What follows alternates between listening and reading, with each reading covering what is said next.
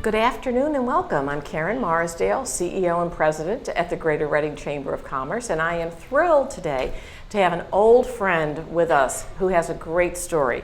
Mark Shearer, I think you were one of the first people that I met when I came on board at the Chamber almost 20 years ago, and we were just talking about some old times and what you're doing these days.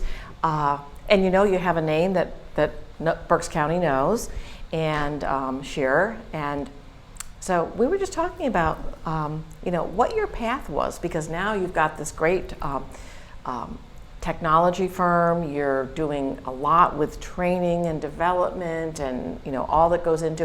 And I always say, what I know about technology, you can put it in a thimble, and you still have room to put maybe a martini in there too, because I just know that when something's wrong, I need to call somebody. So you guys who kind of know it all, I really admire, because there's just so much that's happening in that world today. But you've got a great story, and I often like to ask people, tell me a little bit about your story. Well, I guess everybody has a story on how they got started. I'm 58, so if I was 28, you're kidding. I could honestly, I could say that I got started in this, but I didn't. I cut my teeth working in my parents' business with my parents, Sol and Mary Shearer, in which we had Shearer's Barbecue Ranch. Yeah. And we had a huge wholesale food distribution business, and we also had a market stand at the original Shillington Farmers Market over where the Wawa is. Did you ever go to that Shillington Market? Absolutely. That was my go-to place. I've been here, not going to tell my age, but I've been here for more than 30 years in Berks County, which I love, and that was a go-to place. It sure was. And you know what was neat about that market is that virtually everybody from Wyomissing, that who was who, went to that market. And they knew me working at the stand since I'm a young kid. So what's turned around out of that, 50 years later, those people I am now working with at the Highlands in their older years. Oh, isn't that so interesting? So a 50-year relationship in working together. How would I have known that years ago? No, you would have never. You wouldn't even know what a computer was. Of course not. But you know what was neat? Nor would they. That's true. What was neat about that market is that there were so many other people in that market, which of course I'll do some name dropping here, that built their business as well. A few weeks ago, you had a nice interview with Marcia from Do-Si-Do. Yep. I remember when she cut her teeth in there the very first time she came into that market. And look at what she has now. Exactly. Al and Ed Weaver, who have had the Weaver's Orchard, you've been down on Route 10? Yes. That's not a place to get produce, that's a destination. Right, exactly. And Kevin and his wife, Sue Kirshner, that have Cloud9 Deli, they started at the market. Ed Stauffer, that had Stauffer Seafood, started there, and now he's a realtor. Yeah. So a lot of times people say, Mark, how do you go from food into computers? And I say, easy, because we cut our teeth getting to know everybody there, the masses, the right people, the people that had the businesses I dealt with throughout my teens, selling them food, selling them the catering facilities in the summertime, and various services throughout the year. So they believed in us and our integrity and our values. Sure. So in '97, when the Wilson School District came to us and said, well, we're going to condemn your property to build the Shiloh Hill School, I knew I wasn't going to be the last person standing there with no chair.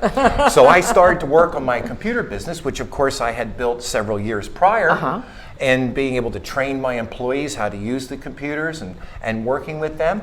And I moved forth into that, and in '99 I started my business. What a great story. And now that is out of a necessity, but you were already in and sort prepared. of in and prepared. And prepared for it, absolutely. That's really interesting. Well, and the catering business as of today, banks don't do business, don't do large parties. I mean, remember the days back in the 80s when the chamber came to our place? 3,000 people were there. Now how many go? I know. It's just not as big. That's what I share when I first came to the chamber, and it was just wait for the picnic. I'm thinking, well, what's a picnic? Yeah. And then I went, and then I knew. It was a picnic. It was the picnic. Yeah, it sure was. Absolutely. Yeah. So you fast forward, and now you've got this computer business. Yep. And I just have to think what you were doing when you first opened those doors, and what's happened now in this industry is like going from I don't know. Like night to night, today to day to day. Who knows? Riding a horse, and now I'm on a jet plane or something betcha.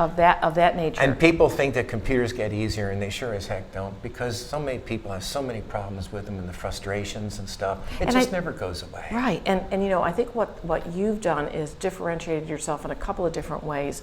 First you talked about the fact, which I love that story, about as a kid you're waiting on people.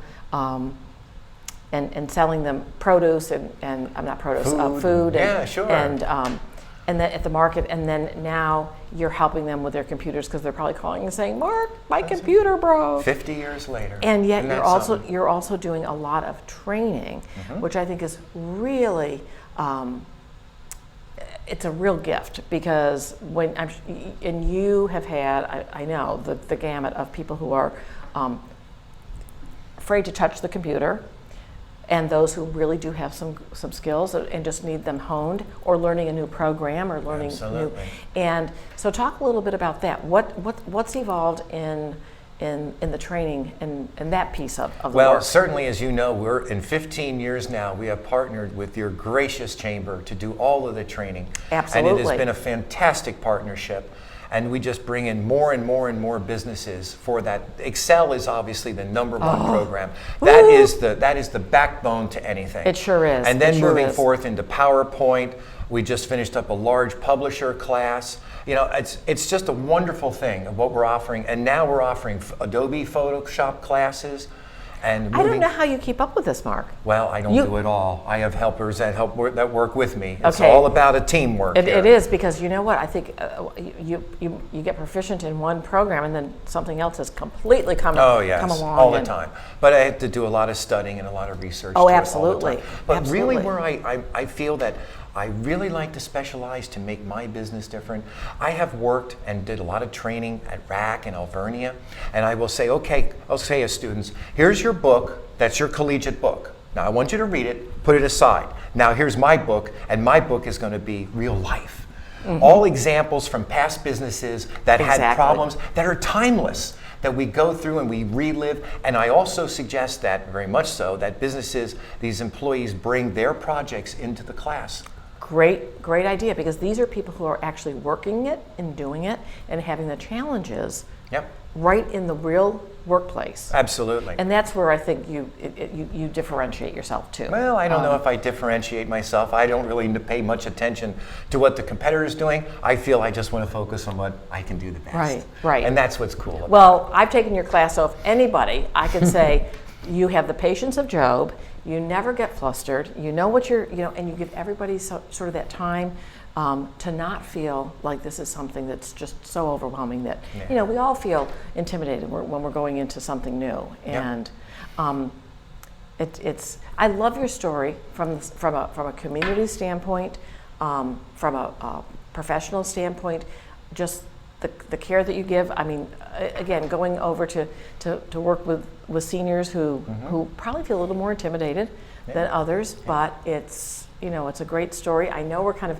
wrapping up here, but so if you could give any words of wisdom to folks out there in terms of a challenge with technology today, what would you say it would be? Well, I find that obviously it's very difficult to know everything. You have to partner with somebody that you trust and believe in to be able to guide you properly. That's really what it's all about. I mean, my shop opens at 6 in the morning. And I don't know anybody else that opens their place at 6 in the morning, but hey, it's what I was used to. I used to open at 3, 4 in the morning. So, You're 6, I sleeping get in to these sleep days. in. You're But sleeping I in. get businesses calling me at 6:30 in the morning, 7 o'clock, because they know we're like an ambulance service. They have a problem, we're off and going. And that's the idea. I actually started it because Reading Hospital employees could drop their computers off in the morning, and I'd have them finished for them in the afternoon. And boy, that's always been a big thing. Being right there in West Reading, next to Kuhn Funeral Home, right at the water fountain, I always say, the infamous water fountain, which I understand is a Pokemon stop right now. Oh. But the idea is that has been, and always will be a great key. Yeah, absolutely. My office was owned for 53 years by a Dr. Bialis that was there since the 40s. We kept everything the same, all original doors, and even the sign that says the doctor is in, don't ring the bell, just come in.